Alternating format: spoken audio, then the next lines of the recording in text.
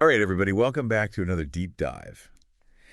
Today we're going to be taking a look at severe weather alerts. Okay.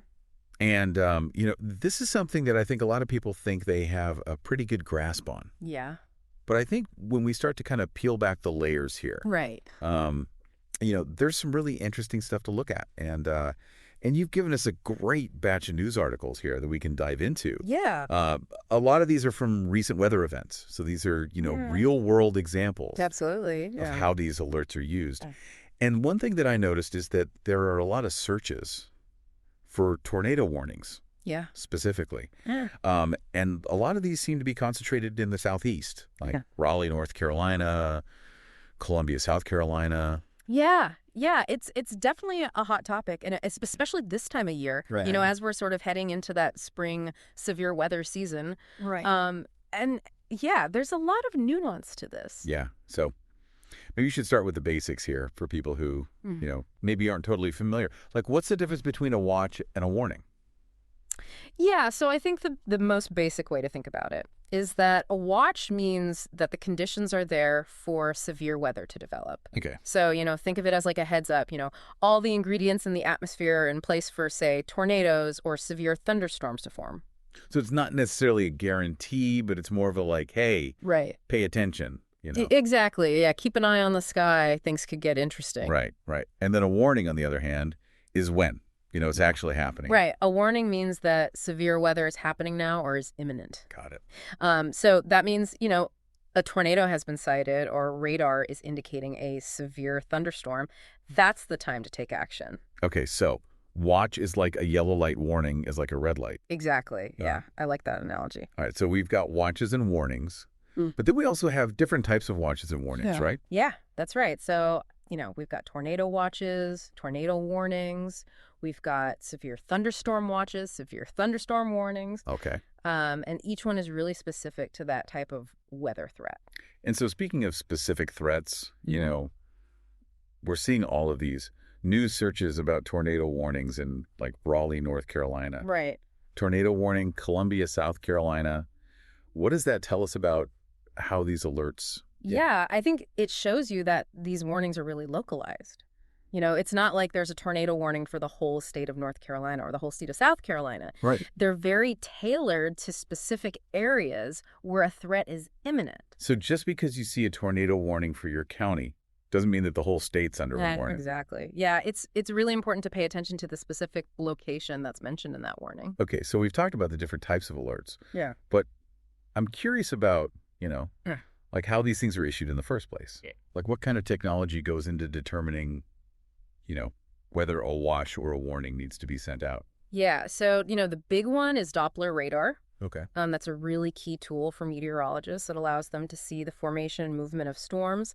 They can even detect rotation within clouds that might indicate a tornado. They're also measuring things like wind shear, which is, a change in wind speed or direction with height. So it's not just like somebody looking out the window Right. and, making a judgment call. No, there's a lot of science behind it. Right. And all of those ingredients Yeah. that we were talking about for those, favorable conditions. Right. So those favorable conditions include things like atmospheric instability, high humidity, and then some kind of trigger mechanism like a front moving through the area. Okay. So it's a complex recipe, and meteorologists are using, pretty sophisticated models to analyze all of these different factors. Wow. So it's a lot more than meets the eye. It is, yeah. But, with all this technology, I think we have to acknowledge there are some limitations. Oh, absolutely. I've definitely heard of false alarms, Uh-huh. and sometimes it seems like a tornado can just pop up out of nowhere. Yeah. And, predicting the exact path and intensity of a tornado is incredibly difficult. Right. And yeah, false alarms do happen. Unfortunately, that can sometimes lead to, people becoming complacent. Right. And so Yeah. why does all of this matter for our listener out there? What does this all mean for them? Well, understanding the difference between a watch and a warning can literally save your life. Right. If there's a tornado watch, you have some time to prepare. You can bring in outdoor furniture. You can charge your devices, figure out where your safe place is going to be. But if there's a warning, you need to take action immediately. Every second counts. Right. And knowing where to get that information is also really important. Oh, absolutely. Yeah. I think local news sources like WRL down in Raleigh, Yeah. or WLTX over in Columbia. Those are really crucial for people. They are, yeah. They can provide those real-time updates Right. and, kind of break down those warnings for very specific areas. So to kind of sum all this up, WASH means be prepared.